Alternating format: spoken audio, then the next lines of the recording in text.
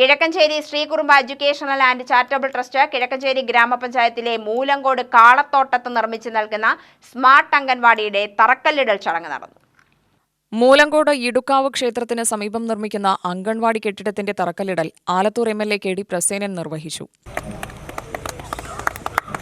കേരളത്തിലെ ഏറ്റവും അഭിമാനകരമായ ആധുനിക അങ്കണവാടിയായി ഈ കാളത്തോട്ടം അങ്കണവാടി സ്ഥാപിക്കപ്പെടാൻ പോവുകയാണ്. അതിനെല്ലാം ഈ നാടിനെ സഹായിച്ച ശ്രീകുറുമ്പ ട്രസ്റ്റിൻ്റെ ആരാധനായ ചെയർമാൻ PLC മേനോനും സംഘാംഗങ്ങളും കുടുംബാംഗങ്ങളും അവരോടെല്ലാം കേരളത്തിന് എല്ലാ കാലത്തും കടപ്പാടുണ്ടാവും എന്ന കാര്യത്തിൽ ഒരു തർക്കവുമില്ല.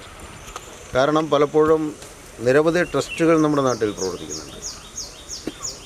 നിരവധി വൻകിട സ്ഥാപനങ്ങൾ, കോർപ്പറേറ്റുകൾ എല്ലാം നമ്മുടെ രാജ്യത്ത് പ്രവർത്തിക്കുന്നുണ്ട്.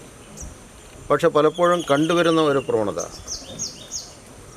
അവർക്ക് കൂടുതൽ ഉന്നതിയിൽ എത്തിച്ചേരാൻ, അവർക്ക് മുകളിൽ ഏതെങ്കിലും ഒരു ശക്തികളുണ്ടെങ്കിൽ അവരെ പ്രീതിപ്പെടുത്താൻ, അതിനവരുടെ CSR ഫണ്ടും മറ്റ് സംവിധാനങ്ങളും ഉപയോഗപ്പെടുത്തുക എന്ന കാഴ്ചപ്പാടാണ് മുന്നോട്ട് വയ്ക്കാറ്.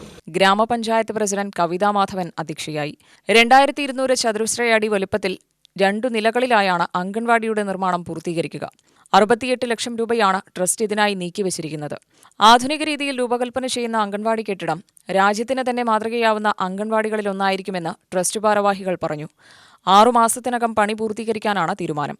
ചടങ്ങിൽ panchayat vice president V Radhakrishnan, panchayat അംഗം പ്രമോദ്, ട്രസ്റ്റ് ഭാരവാഹികളായ doctor VA Gangadharan, P Parameswaran, V Mayankutty എന്നിവർ സംസാരിച്ചു.